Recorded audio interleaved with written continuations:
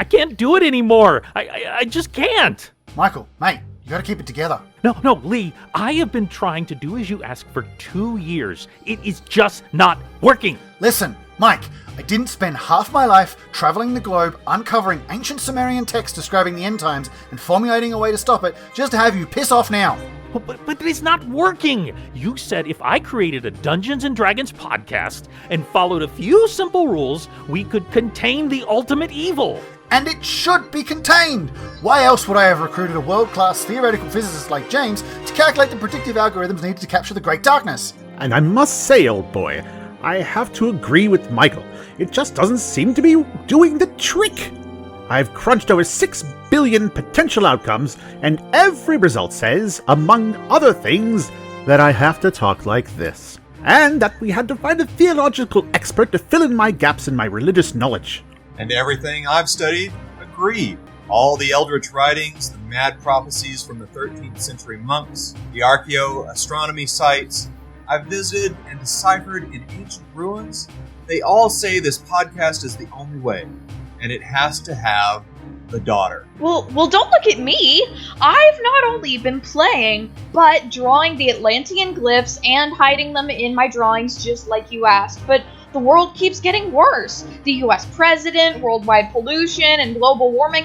What else could be done? Dad. Not now, Riley. We're working on Chafing armor. I know. That's why I'm here. It's time. What are you talking about? You've got the wrong daughter. But I'm here now. I'm ready. Ready for what? To roll for initiative. Chafing Armor Podcast, episode 79, The Thief and the Tiefling.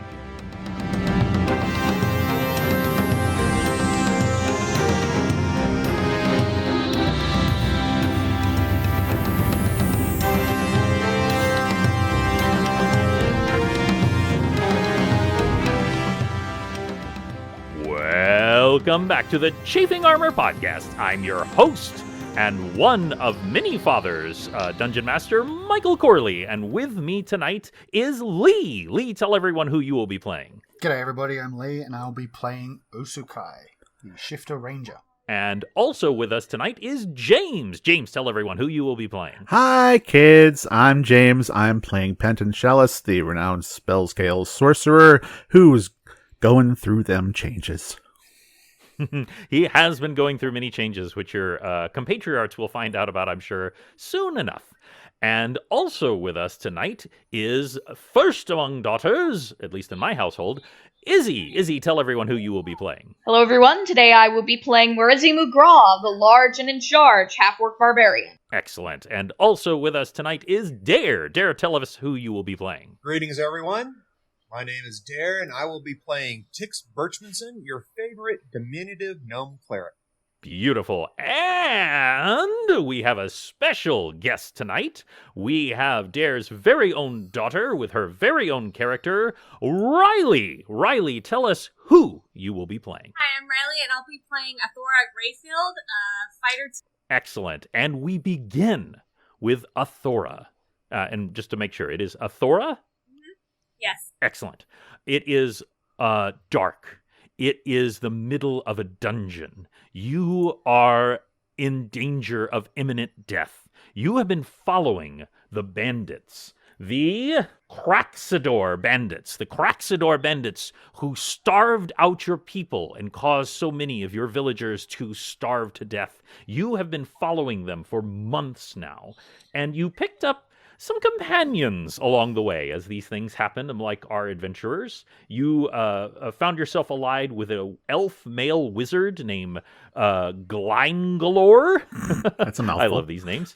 Glingalore, and also a thief by the name of Norfear. Norfear is a furbolg who you've actually gotten to be really good friends with. He's quite mischievous and very spry for a giant furbolg, which is a big kind of almost Sasquatch-like creature. But you had gotten a lead that the Craxidor bandits had made their way into the ancient ruins in the Pinta Plains known as the Simian Crevasse. And you find yourself in the middle of combat in the Simian crevasse. Things have gone poorly. You don't know where Gleingalore is. Norfear has been captured, and he grabs a small object and throws it to you, and he says, "Get help." And as he throws it to you, I want you to make a reflex saving throw, please. That is a natural 20. Woo! That's how you start a game. That's how you start it. So imagine she's in this dark tunnel, guttering lights in the distance. There's combat, there's howling, and this blot comes towards her. But instead of hitting her straight on, she ducks past a sword swing coming at her. The blot hits the wall behind her, and she backflips, even with her armor, backflips into the hole, and you see the hole close up behind, and there is a silence that holds heavy in the Simian crevasse. And we cut to our characters. You are all in the village of Palm Grove. You are all beginning to awaken, and Morezi, you had a strange vision last night, a strange vision of a certain character flying on wings, but you're not sure if that was real or not. As you are waking up, you find that you open, as you so often do, with your lizard, Aphil. I'm sorry. Your lizard, yes. Akatosh. Your lizard, Akatosh, or Aki, she is staring at you and sitting on your chest, clearly wanting to be fed. What are you going to do? Well, I take some dried greens from my personal knapsack and feed them to Aki. Very good. And you know, as you've seen before, that Aki is not a big fan of the herbs, much preferring the live food that you catch, but you don't have any of that right now. And as you're reaching out for the pouch, that is when the floor begins to crack beneath you. The very floor itself begins to open up, and I'd like you to make a reflex saving throw. That is a natural 20. Very good. So not only do you keep to yourself, not only do you grab your equipment and your weapon, but as the floor opens, you skip sideways, grab hold of Aki, throw her onto your shoulder, and leap out of the small hut that you have been staying in for the last few days as this crack begins to open in the ground. And we cut to Tix. Tix, you are fast asleep and dreaming, and suddenly you see again the cave of Garl Glittergold. With its many-faceted jewels, and you've always had that feeling that he can see through any jewel that is in our world, any jewel, any precious metal, there's a chance that he might be able to see through it, and you are in that... He can also see through any e-cigarette. Yes, he can also see through those jewels, so if you look like a dirty robot from the future. And you see him looking through one right now, and he turns and looks at you, and he says... You need to have purity. You need something pure, something wholesome, preferably something that you can. And at that moment, the cave cracks, and you realize that that's actually part of your dream as you wake up, and the floor is beginning to crack open beneath you. Your bed is actually beginning to slip down into the crevice. And I would like you to make a reflex saving throw. I don't think I will be as lucky on my reflex. I think they're all going to be 20s. It's a 20. You called it. Oh my goodness gracious! I think I just blew out my taking speaker. a picture. Put it up on Discord. We'll put it up on the thing. Natural 20. So describe to me how very short Tix saves himself from his bed, literally sliding into a maw. Tix feels the shaking ground and hears the cracking. He immediately rolls away the other direction, pushing himself off with elbow and his knee, and landing lightly on his feet at the edge of the room, and scooping up his backpack and stuff for a window to shimmy out of. Excellent. As you shimmy out, you can hear Destiny Seeker, your transmogrified axe, saying, "Be ready, there is great evil afoot." And now we cut to Osokai. Osokai, you are not asleep, unlike the others. You are sitting right on the edge of the mists that cover the palm grove that secludes it from the rest of the Penta Plain. What do you think Osokai is contemplating right now? What's for breakfast? He's been, he's had so many of these weighty thoughts that he's like, you know what?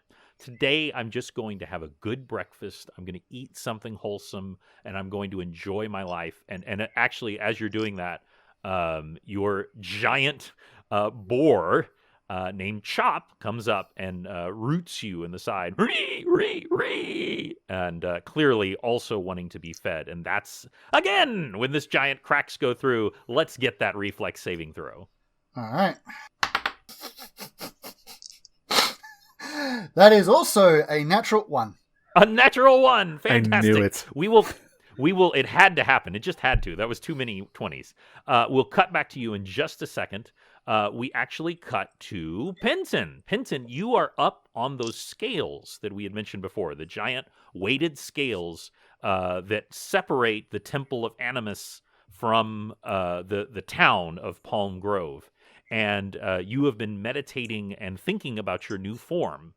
And right now, you're actually watching Tigrin, who has been taken on as a apprentice, Reja, the ancient lizard folk female monk. Right. And he is getting the ever-loving crap beaten out of him. And she's saying things like, widen your stance, keep yourself level, do not anticipate my attacks. And, he's coming up and he's trying it. Every time she's sweeping his leg over and over again. And finally, on the last one, she sweeps him so hard he goes off the edge, 80 feet down to his death. And you would be alarmed, but you've already seen this. What y'all didn't know, or your team didn't know, is there is actually a spell that when you get to just near the end, a feather fall kicks in, and vroom, and he just kind of boomps into the ground. And he waves up at you and goes, "Aren't I doing great?" Uh-huh. The only downside is he now has several flights of stairs. I can hear in the distance the war dogs beginning to cry out. Yes, they are very loud. Yeah, it's fine. Those are just the ambience of our many minions that are crying out in the distance. And that is when you see across Palm Grove a giant crevice begin to crack its way through. And towards the end, where the mists begin, you actually see Osokai. And you see Osokai beginning to fall into the crevice. What would you like to do? Well, as I seem to have a kind of a high vantage point, I'm going to see if I can help him out. So what I'm going to do is jump off the scales and open up my wings and start gliding toward him to see if I can catch him. Excellent. Yes. And in fact, Morezi was the only one who saw you. In fact, she saw it so briefly, she wasn't even sure if it was real. Your wings just magically sprout from your back. You can hear Afiel, your raven familiar, calling out, "Wow, it's cool! Wow, it's cool!" You have noticed that you're able to pick up little bits of her language ever since you've been turned into a bird, and you're beginning to understand her more and more. As you go sailing down, I'm assuming, are you trying to assist him in some way? Yeah, I'll head straight for him and see if I can't, if not pick him up entirely because he's a pretty big, heavy guy. Try and nudge him back onto land before falling off. Okay, so I would like you to make a roll, and you can add your dexterity bonus, or if there's a skill that you think is applicable to this flying through the air, I will allow you to do that. Let's see. That would be helpful. I'm going to say probably not a skill. Yeah. Most of my skills are personality-based. And a winning smile is not going to save him. Let's see what we got here. Stranger things have happened. That is true. Mm-hmm. Well, I didn't roll the 20, but I did roll a 16 plus 4 would be 20. So I got a modified 20. A modified 20 still works. Still works. I would also like you to do a quick spot roll as Oh, your very best skill. yeah. Oh no, I don't see anything. Don't worry about that right now. You do manage to fly down. Describe to me how you assist or in some way get Osokai away from the crevasse as he's starting to fall in. Basically, I'll just fly down to right above him and kind of grab the back of his shirt or vest, his armor, lip, whatever, and just kind of yank him back toward land. Gotcha. And you just and just to note, Osokai, this comes out of nowhere, and you have never seen Penton with wings before. That's new. Of course, the last time that you had seen him, he was partially transformed into a part dragonborn. So, hey, changes do happen. Yeah.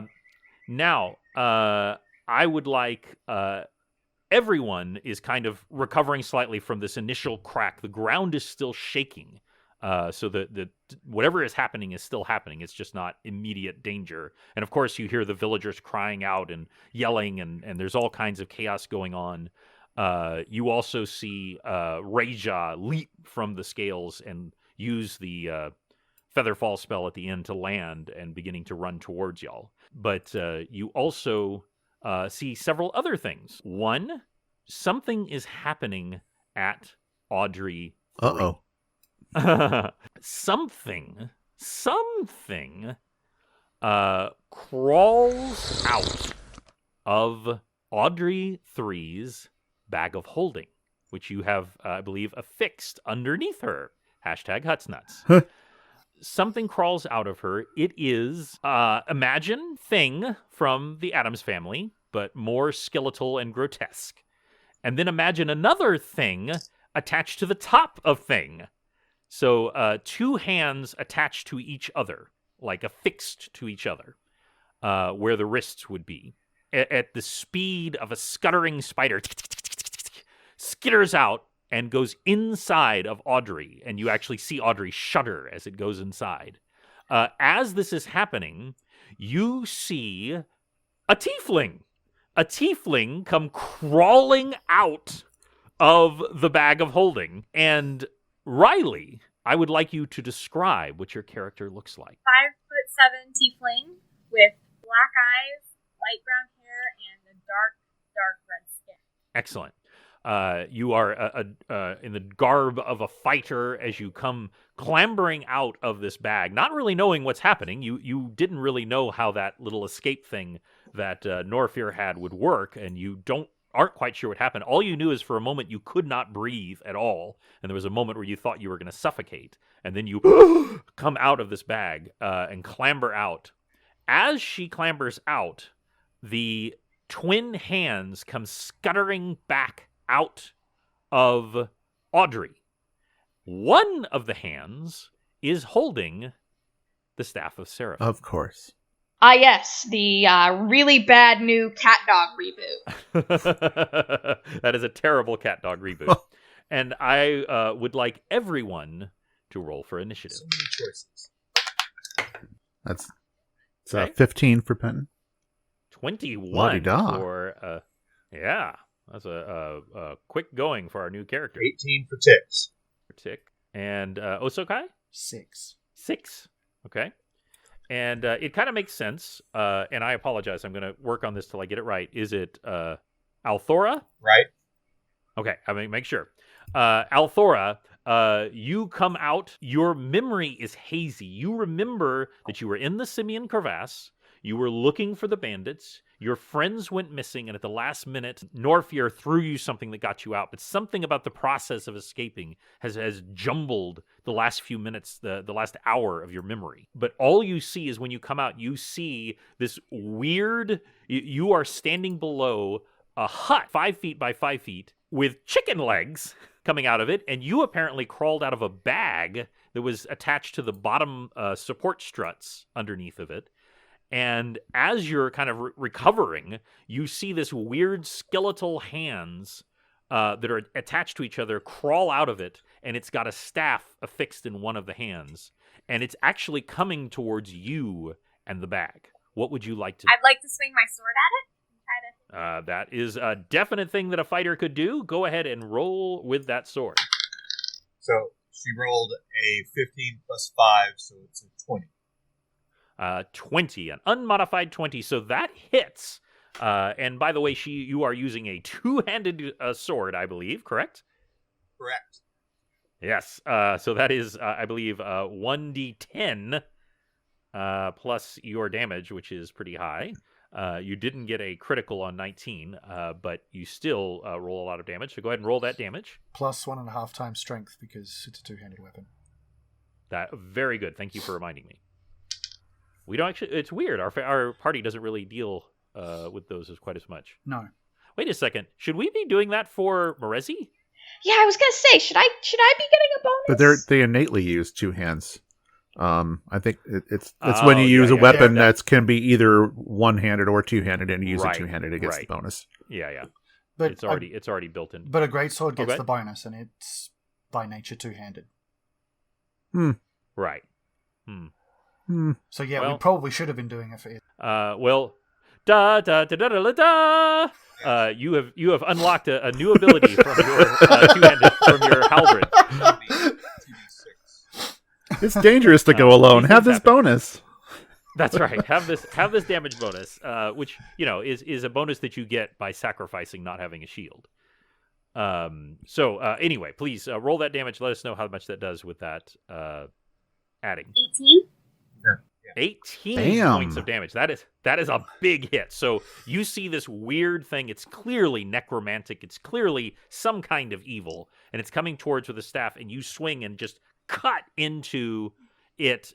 You actually sever the two hands where they are attached at the wrist. And even though it shouldn't make a sound, there is this weird like emanation that comes from it. It's almost like an evil aura that's coming off of it as the two hands separate, and little bits of dry dust falls to the ground. And the one holding on to the staff clumps to the ground, and you actually see it's trying to kind of hop, hop, hop. It's trying to make its way back to the bag. But it no longer has a source of locomotion, and it doesn't want to let go of the staff. The other hand is still mobile, but you have damaged both of them very badly. And now that will bring it to Tix, who is making his way up. Well, Tix will run up with Destiny Seeker, swing for the base of the one that is trying to hop away with a Staff of Seraphim. Okay. Nice low swing even with the ground. That is a 18. 18. That will definitely hit, so roll that damage. And that is a whole 4 points of damage. 4 points of damage. So that's... both of them essentially took 18 points of damage. So you've now done 21 points to the one holding the staff, and it shudders, and you lop off actually one of the smaller fingers. And it's shuddering and still trying to hop towards the bag, which of course is several feet off the ground, and it can't reach it at the moment, as far as you can tell. But now it is Morezi's turn. I'm going to use my halberd and attack the hand. Okay, are you going to attack the one with the staff or the one that's mobile? I'm going to attack the one that's holding the Staff of Seraphim. I roll a 17. That will definitely hit. Wait, what is that two-handed bonus 1.5 times strength. again? 7 points of damage. So basically it's +1 damage. Yes. Okay, yeah. But 7 damage. So describe to me what you do to the staff, this weird skeletal hand that's hopping back towards the thing with your halberd. I take the pointy part of my halberd, not actually the blade, but the little spike at the top of the shaft, and I jab it into the back of that little hand. And you strike just perfectly right where the staff, instead of hitting the staff, you hit the kind of the palm of the hand and just spear it right into the ground, jamming it into the ground. And as you've seen before with necromantic animation, when you do enough damage to the corporeal form, it breaks the spell, and the thing just and then begins to crumble to dust. And the staff falls limply to the ground. And the last hand is going, it jumps up in the air, and it's trying to make its way back to the bag. And you also, by the way, it rolled a 1, which is why you're all getting to go first. Penton, it was your turn. All right. I don't think we need to get fancy about this. I'll just try and swing this thing down with my my staff. There we go. Yeah, that's a 13. Unfortunately, that's just shy of hitting Dag. as you're swinging. You're still getting used to running with wings. And that will bring it to Osokai. So we have a hand, Uh-huh. and you said something about a Mr. Cousin It thing. Right. Well, there were two hands that were joined at the wrist. So they were like one could walk and the other could hold. But that first strike from Althora had severed them. And one of them has been destroyed, which has dropped the staff to the ground. The other one is now trying to run back to the bag that it came So to. those are the things that were covered in the weird, mottled, gross hair. I'm trying to work out what exactly it is we're fighting. You described something that looks like Cousin It, and then two hands attached to it. And... I am so sorry. I said Cousin It. If I said Cousin It, I meant Thing. Oh no, you did say the thing. hand. My bad. Okay. You did say No, thing. no, gotcha. Apologies. Yeah, no. Oh, gotcha. Yeah, the ever loving Thing, big rock. It's okay. Minus You one still nerd get cred. that's right, but Sorry. you haven't lost your nerd license yet. But yes, it's what's left is one zombie-looking hand that's trying to make its way back. Okay. I guess I'll stand on the hand. Okay. There's really no Give point to a attacking it. handstand. I'm just gonna, I'll do a handstand. I'm just gonna stomp roll on it. the Hey-o. handstand. I don't trust my dice anymore. It's a 1. So I want you all just imagine, the old he's just trying to stomp, but it's very, very fast. Especially now that the other hand has been removed from it and it's no longer holding the staff. It is wicked, charged with necromantic energy and moving super fast. It is now going to attempt to leap back into the bag, and it rolls a 17. Ooh. So it just bing up and boom, goes back into the bag, and then you all see like a slight glow coming out of the bag that just goes boom, boom, boom, boom, boom, boom, and then is gone. And then the bag looks completely normal. Is there anybody between it and the bag? Because it would be passing next to them. They'd get a opportunity, maybe, to reflex save grab. That's up to you, though. I'm just trying to work out our best options. I tell you what. I would like everyone, including Althora, I would like all of you to make a reflex saving throw. That I know that's not a saving throw, but it's the most applicable thing I can think of right now. Yep. Everyone make a reflex saving throw. Let me know what you get. Not including you, because you were attacking. Oh, okay. 21. 23? 21? 7 protects. 7. So you two with the 20s plus. Oh, and Althora, what did you get? 19? Okay, so all of you with 19s and 20s all make a straight attack roll right now. All right. So, do you know what sucks? My What? reflex save is plus 10, and I rolled a 20 on that roll. And I can't use it. Yeah, it's All right. That's when I roll a 1.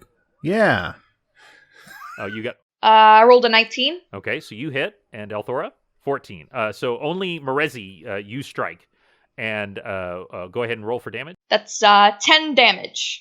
10 damage. But remember, it had already taken 18 damage from Althora. So as it leaps through the air, you all see Merezi, who has spent her entire adult orc life, half-orc life, training with the halberd, just sings in a straight side arc.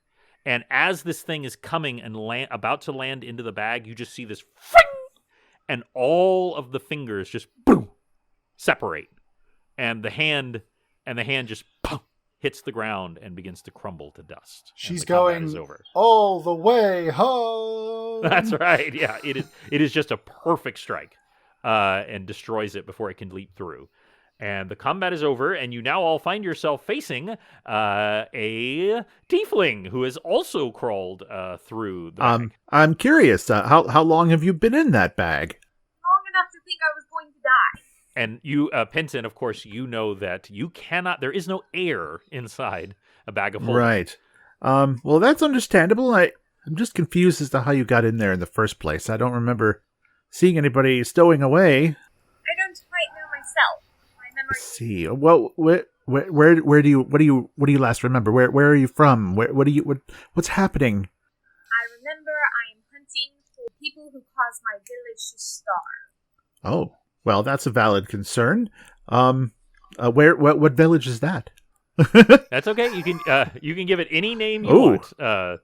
Challenge accepted. I don't know. The village of Eastwood. Eastwood. There you go. Cannon. I was about to say, is he led by the mayor Clint? Clint of Yeah. Eastwood. Now also canon that its mayor's name is Clint. Perfect.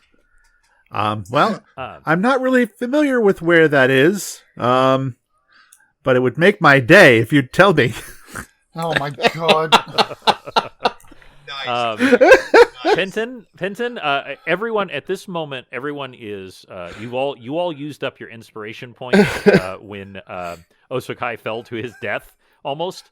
Penton, you have just earned one inspiration. Oh, thank point. you very much. Which, by the way, Osakai jumps into the inspiration- bag of holding. just kills himself with it before it. And the little thing did go out. Yeah, but just like, this is it. I'm done. As I said before, inspiration is very simple. At any time, you can use it to re-roll a anything, whether it's an attack, whether it's a damage, whether it's a successful hit against you. I mean, not a successful hit against you, but a save right. that you failed. Right. Yeah, anything like that, you can re-roll at any time. So you've got that one inspiration point. Wicked. And that's when y'all hear the voice behind you, and it is Reja, the monk lizard folk. And she says, "Young tiefling, do you by any chance come by way of the Simian crevasse?" Yes. I feared as much. And she looks over at the crack, and then she looks up at the sky. None of you had actually noticed this, because you were all in the middle of a pitched battle that came out of nowhere. The mists are separating out. They're dissipating. And she says, "We are all in terrible danger. Something has happened in the Simian crevasse. It is a lair of great ancient evil. But also I sense where your paths lay. You must go there. You must find what is causing this unnatural catastrophes, or they will only increase, and not only will the village of Palm Grove be damaged, but all of the Pinta Plain, and in fact all of the continent of Hyboria may be in danger. You must go and you must find the cause." Saving the world again, eh? All right. No Go ahead and rest add that for to your the quest short. book. No rest for the short. She recommends that you leave immediately. She gives you general directions there. As y'all are about to leave, something else happens. I mentioned that the sky had cleared up. Flying down come 5 Aarakocra, because I never say that wrong. Which is Beast, Frost, Gale, Miat, and Tide, who had all helped save Osokai, and they also had been on a journey because there had been a rumor that the staff of, I think, 7 parts, which was fabled among their people, one of the parts was there, and it was also believed that a secret to the staff of Seraphim was there as well. They come flying down, and they go, "Where the hell have you been? We couldn't find y'all." Well, Busy. we've been here in town, and we've been resting and recuperating from all of our trials and tribulations. Well, we just saw clouds. We were getting very frustrated. Well, the clouds have parted, which is kind of a problem. Reja says, yeah, or actually Mobari, who is actually the leader of the people of Palm Grove, says, "Yes, without the clouds, our people will surely die, for there are many, many dangers of the Pinta Plains, and the clouds are our primary line of defense against them. If you do not stop what is ever causing this, it will almost certainly mean the death of everyone. No pressure." None at all. No pressure at all. So, And Tuesday then. Go ahead. Yes, it's a Tuesday. And how do all of y'all feel about this tiefling coming along with you? Fine by me. I mean, obviously, she's capable. Quite capable. I guess I can go on and- holiday then. That's nice.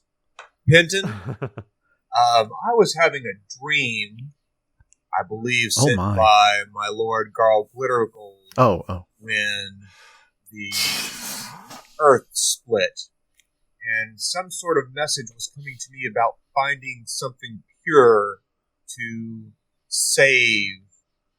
And then the dream was interrupted. What is your feelings about this tiefling? Well, I don't know.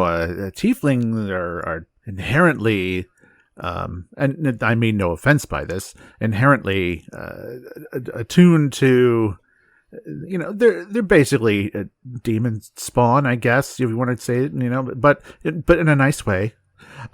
So I don't know. The concept of pure has so many connotations. It could be anything. I don't know. I don't know what pure. I don't know what pure means to Gar Glittergold. It might mean something different to him than it does to someone else. Pure to him might be, doesn't have any impurities from, foreign material. It's just like, perfect metal or whatever. But it could mean anything. I'm not sure. Yeah.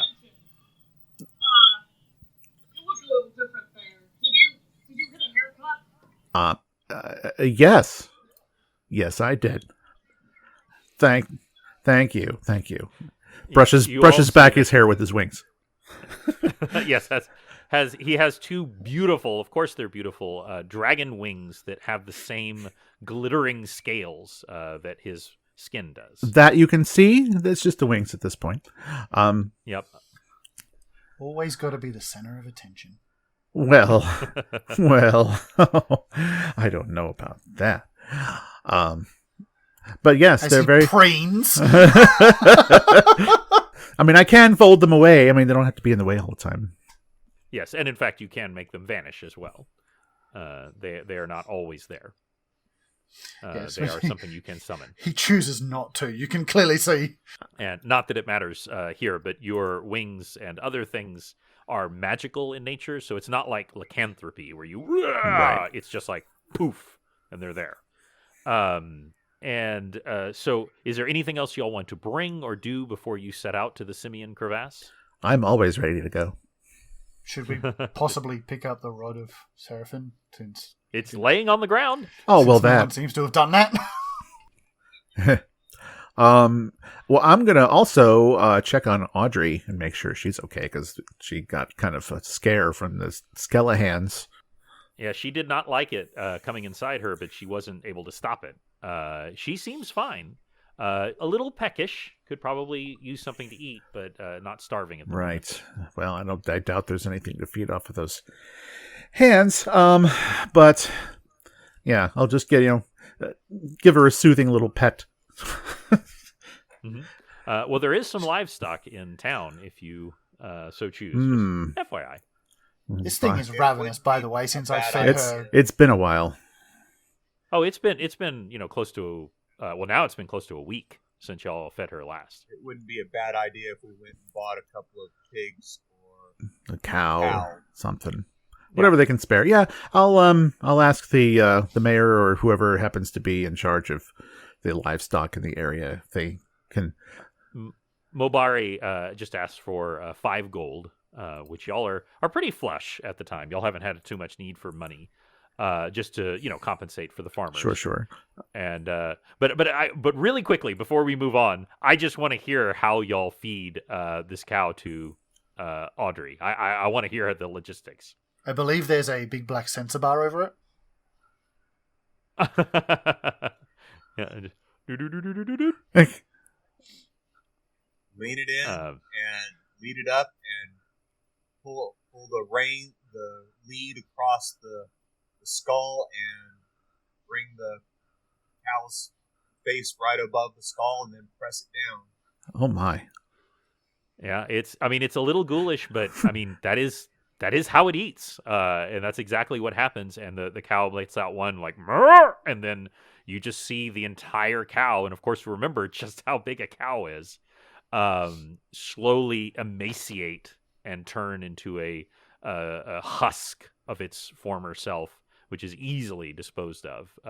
And by the way, Althora, you also see this, that their mode of transportation is a chicken hut, which is larger on the inside, about 30 feet by 30 feet on the inside, whereas it's only about 5 by 5 on the outside.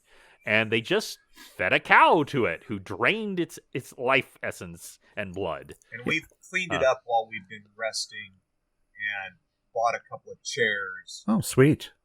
To put Okay. inside. I will accept that, because that is literally, other than Penton doing a little waving of hands, the only time y'all have mentioned that you cleaned it. It was horrifying. We've been super inside. busy. Yeah, well, you've been really busy. saving That is the true. world 3 times. So it's now fairly tidy inside. There is still a giant wyvern inside of a glass bottle in preserving fluid on its rests, along with a chest, along with a few dresses, fancy dresses, and a missing one rack of elven wine. And of course, there probably are a few little, places where y'all can sleep and stuff. Some of the dresses seem to have tears in their seams, as if someone far too big for them was trying them on. Yeah, sorry about that. That's amazing. That's amazing. Althora, are you comfortable riding inside of a magical chicken hut? I don't know. I haven't. Well, you walk inside. It's able to lower itself down so you can step inside. Again, it is disorienting. Yeah. And that's why the bag of holding is hanging on the outside, by the way, because if we put it inside, it would all explode and would be sucked into the astral plane. But no big deal. Yep, that is absolutely true. That's the backup plan. That's our emergency escape hatch. Staff of syrup. There you go. It's the warp to the end of the game. But Pinson, do you return the staff to its resting Yes, place please. inside? Okay, I assume you do, and I don't need to make you roll that. You're not touching it. Blah blah blah. Yeah, and this time I'm gonna get some leather cord and tie it down to the rack so it's not so easily nabbable. Gotcha. And you have noticed, by the way, that Audrey can stop people from coming inside. It's just these hands were so fast, she couldn't really stop them. But your Audrey, now supercharged by Cal, just like someone who ate at McDonald's. So for the next 5 minutes at least. Exactly, and then feels very tired and logy. Is able to stride across the plains. I'm not going to make y'all roll for any of this. No wandering monsters, no anything like that. But is there anything that y'all want to talk about, or anything you want to say to Althora on the journey over?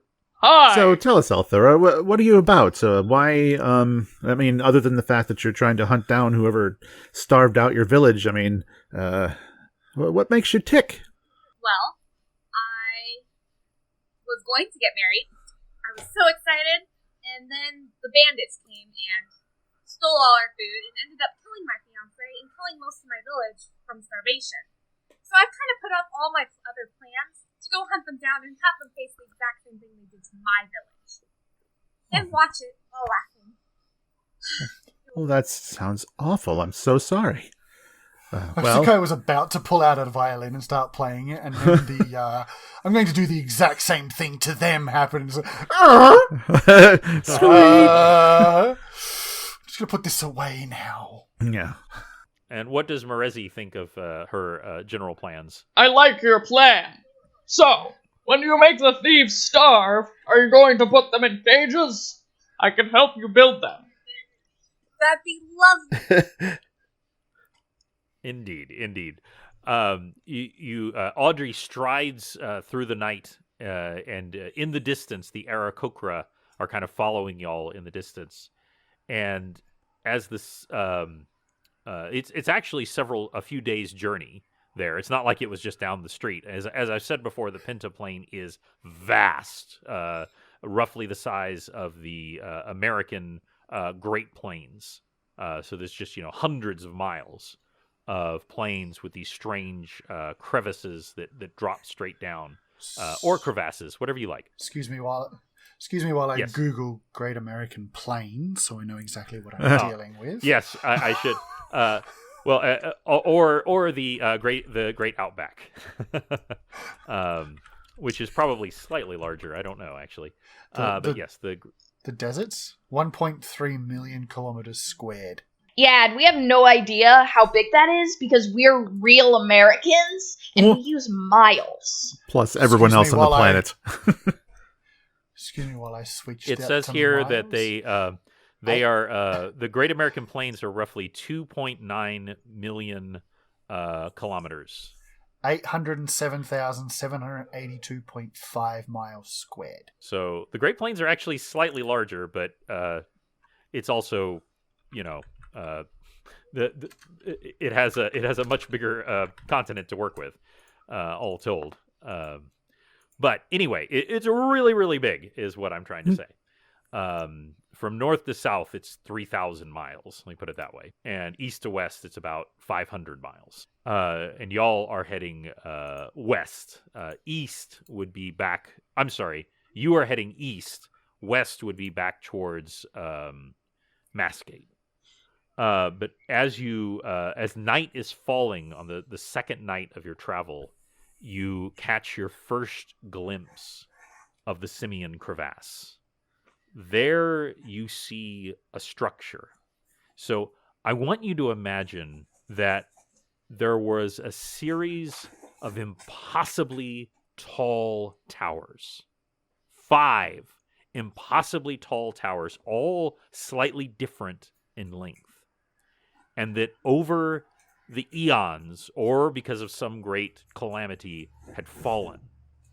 But because they were all incredibly magical in nature, each of the of the towers did not separate. If a tower falls, it smashes into bits.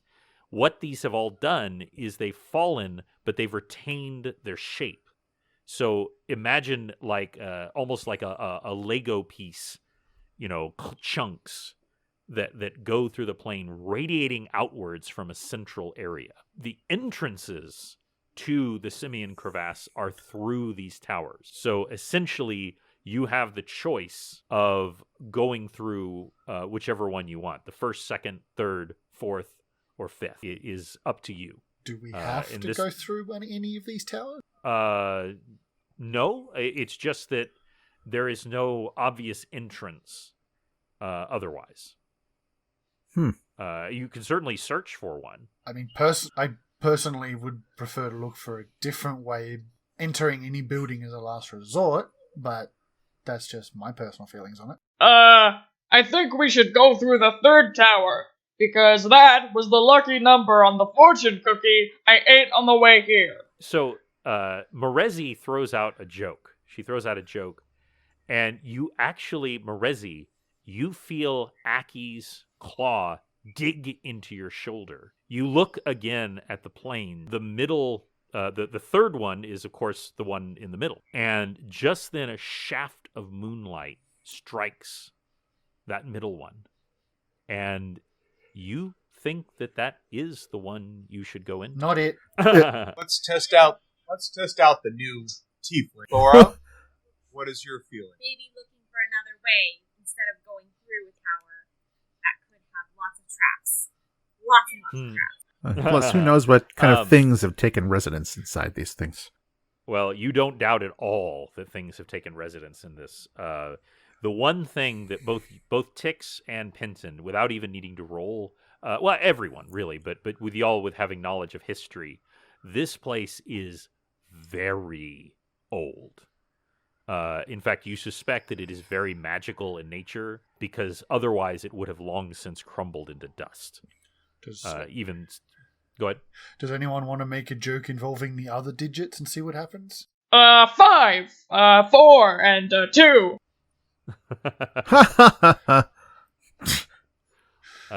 Nothing happens. Nothing happens. It's worth a But try. y'all can do whatever you can do whatever you want. I'm not trying to railroad you. What's the diameter of these towers, approximately? They are very wide across, and I would say they're probably about 100 feet across. Oh, okay. So square 100 feet square. And the quote unquote entrance into this middle one, if you think about it, the tower has actually curved up slightly when it fell, so it's actually like a crack in the side.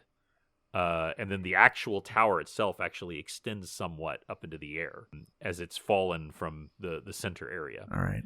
But if y'all would prefer to try to see if you can find an entrance in the center area, you can. I mean, maybe our new flying friend will be able to travel faster and find something. Well, these are square towers, not round towers. Yes, they are square. Well, we can just walk along the top. Yeah, That you can. was my thought initially, yeah. But at 100 feet across the top, that you can get up there fine, but the rest of us are going to have to climb.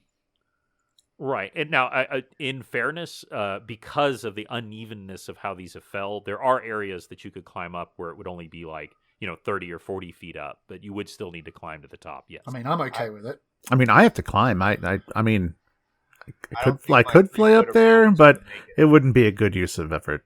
I really don't think my 3 foot of rope is Not in this particular instance. So for the sake of argument, I don't even need to make y'all roll because this is such a crumbling old building. There's so many handholds, and I believe everyone can see in the dark. Yep. You are easily able to climb to the top. Obviously, you need to leave Audrey here because she can't climb up there. Yeah. I'll tie her to a post. Okay, yeah. Let her drink from the stall. Imagine in the moonlight this party of just a few walking down this long spine of this tower. Just the area that you're walking on is 100 feet across. By the way, there are holes and cracks and all kinds of things in it. It is not fully intact, but it is mostly intact. There are also, random windows that are below you. Some of them are even mostly intact, but of course most of them are now shattered and are gaping black holes opening up. I think I try to look through some of the windows and see if there's anything of note in there. None of you, even though you can all see in the dark, you all have low light vision. But you do not, I don't believe anyone has true night vision where you can see in total darkness. No. I don't believe so. So you basically can't see anything in there because it's just... I believe our Thora might? Thora has dark. Yes, so she'll be able to see into pitch black as black Yes. and white. That's right. So when you peer down into there, you can see just random images, broken furniture, smashed crates, paintings, rotting tapestries. You don't see anything particular that jumps out at you. And y'all continue to make your way down to the center. And you actually do see something. You see 3 horses.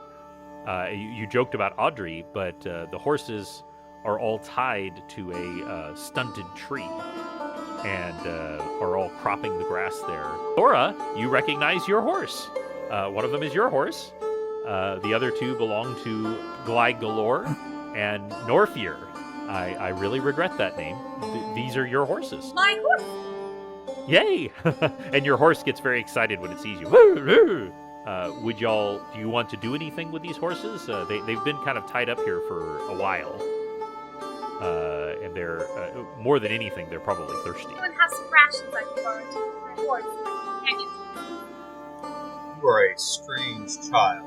Don't feed a horse rations. You gotta let it go graze. Which it seems like they've been doing. Water. For water. Very well. Thank you very much. Pulling out your water, y'all are able to give it, which they greedily take. And you also, I believe, let them free so that they can crop the grass here nearby. Goodbye, horses. I'm sure it'll be just fine. That's a reference I hope the young people don't get. The old people don't get it either. Yeah, I also don't get it. Really? No. Yeah. Buffalo Bill, hello? Oh, my goodness. Yes. Silence of the Lambs. Yes. It's the song he dances to. Oh, that's been a long time. I had totally forgotten that. Wow. So, before you, there is a newly made hole. You can tell this is not part of just the crumbling edifice. This is something that either Althora and her companions had made. Again, your memories are somewhat scrambled from the last hour when you journeyed into the Simian crevasse. Or it was made by another party or someone else or something else. And the darkness opens up before you. I believe in a thing called love. Sorry. And it does go down. It's not like a just straight drop into darkness. It's kind of like at a 45-degree angle down, going into where the tower base meets the main structure. Osuke kicks a random rock down the hole. Okay. You hear it down the hole. Osukai, maybe it would have been better with torch. Just I'm listening for the bottom of this hole. Or you're alerting. Very possibly. You hear a sound. I'm not going to make you roll for this because you're listening. You hear a sound. It's almost like the sound if you took a crisp sheet and you snap it, just like a sound. That's what you hear. Throwing a torch down there wouldn't alert people with the light? Think about it, tiny man. Yes, but you had already thrown a rock, so at least we would have had the advantage of knowing what it looks like. It's a rock. Rocks fall down holes all the time. The rock, the hole. Althora, you notice that there is a certain level of tension between these two characters.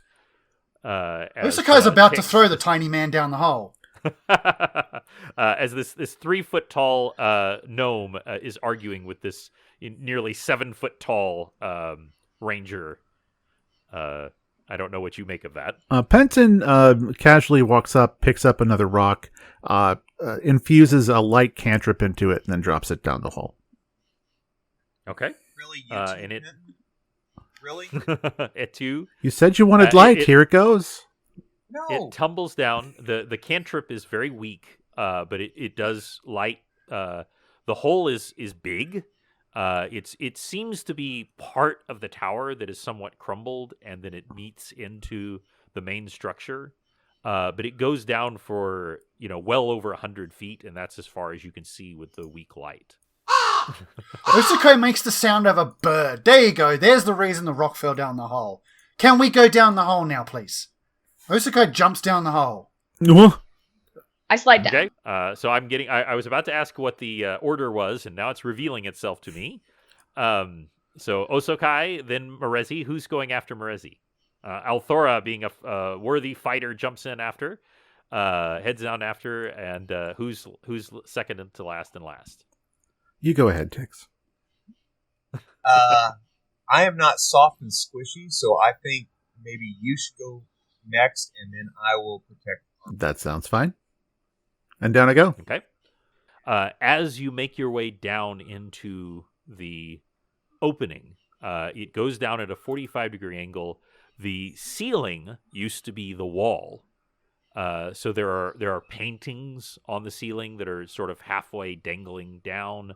There are many rich tapestries that have long since rotted away to, rotten fibers that lay strewn on the ground. All of you also see there are several bodies. These are ancient dead.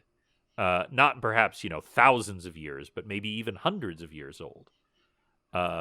Bodies that lay here, whether these are from the original tower or whether they are adventurers who met an unfortunate end, you don't know. Some of them are in armor. They are all very, very dead.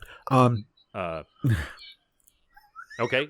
It instantly crumbles to dust. It is very, very old. Penson, you do not get any strong sense of necromancy coming from any of these, just so you know. Not that is a full telling if they're going to animate or anything, but they're clearly not animate skeletons just sitting there waiting to do a pop. I will. Yes, they do. Well, I will flick on my my detect magic and just have that on while we're wandering about, just to see if anything pops up. I poke one of the bodies with a stick. Okay. Noticing, and you're noticing their crumble, Osukai is going to poke everybody just to make sure. I'm curious, what are you poking them with? Ticks. Probably not ticks. Yeah, no, I'll just kick them over with a toe. Okay, yeah, you just kind of kick them with your boot, and Yeah. they're all very dead. Some of them you can see the method of their death. Like a sword sticking out of their chest. Some of them it is mysterious. It could be anything.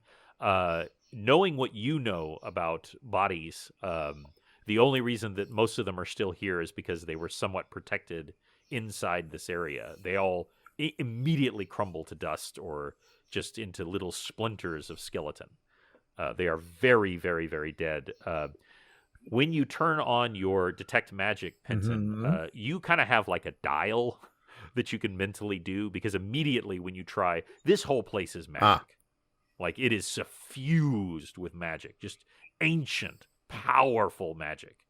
So you kind of have to like dial it back a little bit. But you actually don't see anything like, like a magic sword sitting in front of you, anything like that. But you do see that this is a place of great power. Well, everything in this place seems at least a little bit magical, but I'm not. I feel like James is seeing entirely, or Penton is seeing entirely in octarine fire. Everything's on fire. It's kind of like the Matrix, the whole green rain see thing. The code, see the magical code.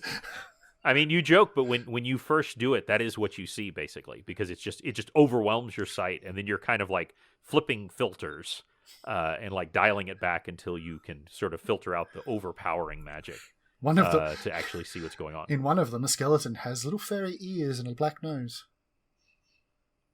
It's a Snapchat filter joke. Oh, that's right.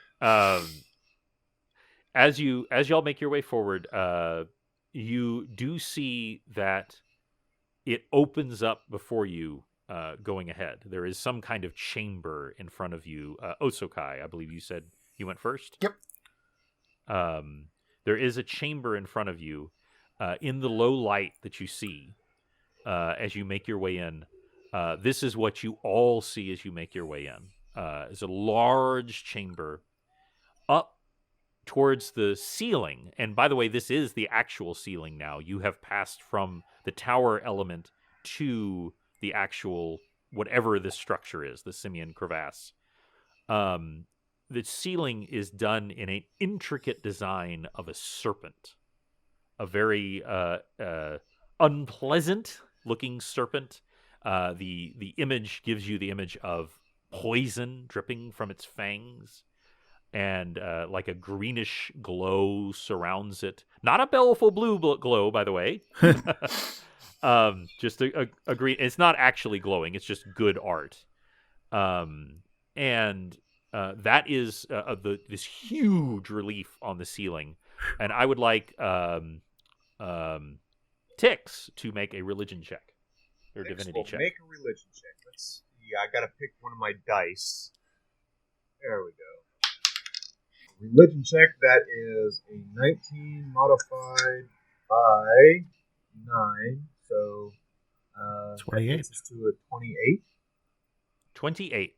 So you remember, of course, you have spent many, many hours studying the many different gods of the plains.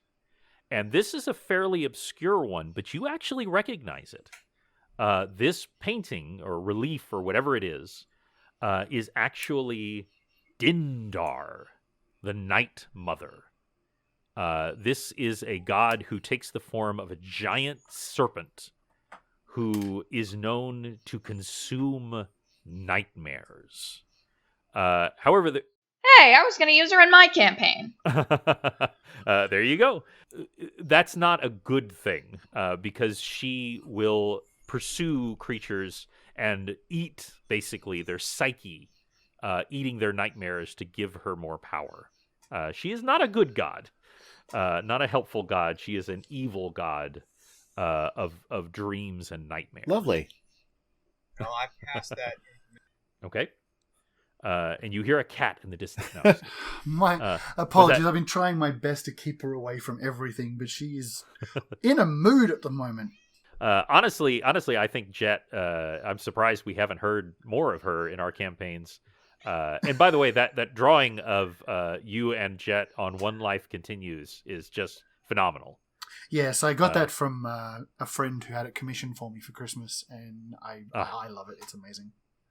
Just delightful. You'll need to share that with me. I'll put it in the show notes because everyone needs to see that so they'll know what Jet looks like. But now, at the edge, at the far edge of this. Oh, by the way, I'm sorry. I should say, the center of this is made up entirely of beds. There are beds, row upon row of beds, and many of them, not all of them, contain figures on them. In repose. Interesting. So this is basically a blood bank. Possibly. The question is, who's doing the... And that's when you hear a voice come from the far end. A slight glow emanates. Again, not baleful blue. Just a slight glow from a staff being raised above a hand. A very, very pale hand. Holds up a staff, and you see this incredibly gaunt figure, a very tall male elf, and it whispers to you in a voice that sounds like it comes from deep, deep sleep, and it says, "Welcome, welcome, one and all. Thank you for coming to the Night Mother." We're just passing through. Yeah. And Are we sure we want to be speaking to this thing?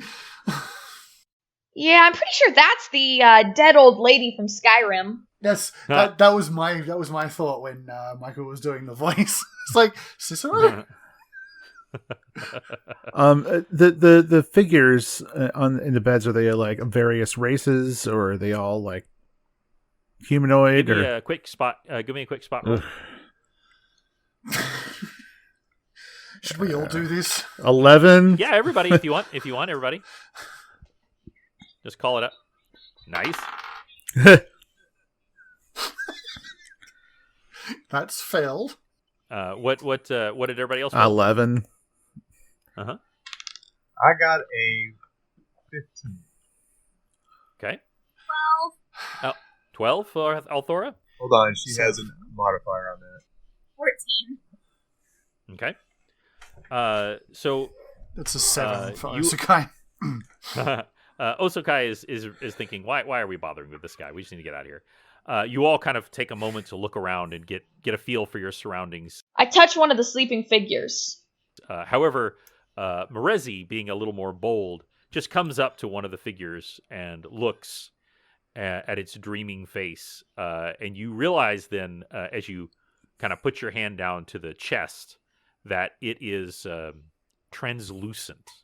And as you put your hand on it, it just collapses into nothingness. Not even dust, just nothingness. So are any of them alive? As far as you can tell, Merezi, every single one... and by the way, you said before, these are all different races. You kind of get the impression they are all dressed like adventurers. And they all appear to be dead. And you reach out to the nearest one and you touch it, and it's like only like the image of it was left. There was some physicality, but when you touch it, it just is just gone. And the figure up above says, "Thank you so much for coming. I am Casper.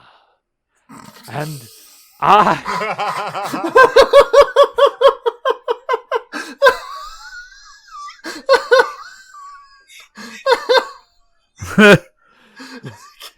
Thank you. I am here to offer you sleep, the most comfortable sleep that you will ever have. I was going to say, this is the best way to incorporate a sponsor I have ever heard. Use code to offer Chafing Armor for 10% off your next mattress purchase. Oh my god! And as you say that, then One of the mattresses reaches up and grabs your hand, Osokai. And that's where we'll end! Chafing Armor, number 79. Really? Casper? Really? Sir! I was Is he gonna wearing get a purple robe? ghost. and then Lizzie went mattressing, and I was like, oh my god, it is a mattress. Oh, I'm losing it. Oh, I'm sorry, Michael, I'm sorry, but that was just too good. And I'm here to offer you a free trial for a comfortable mattress.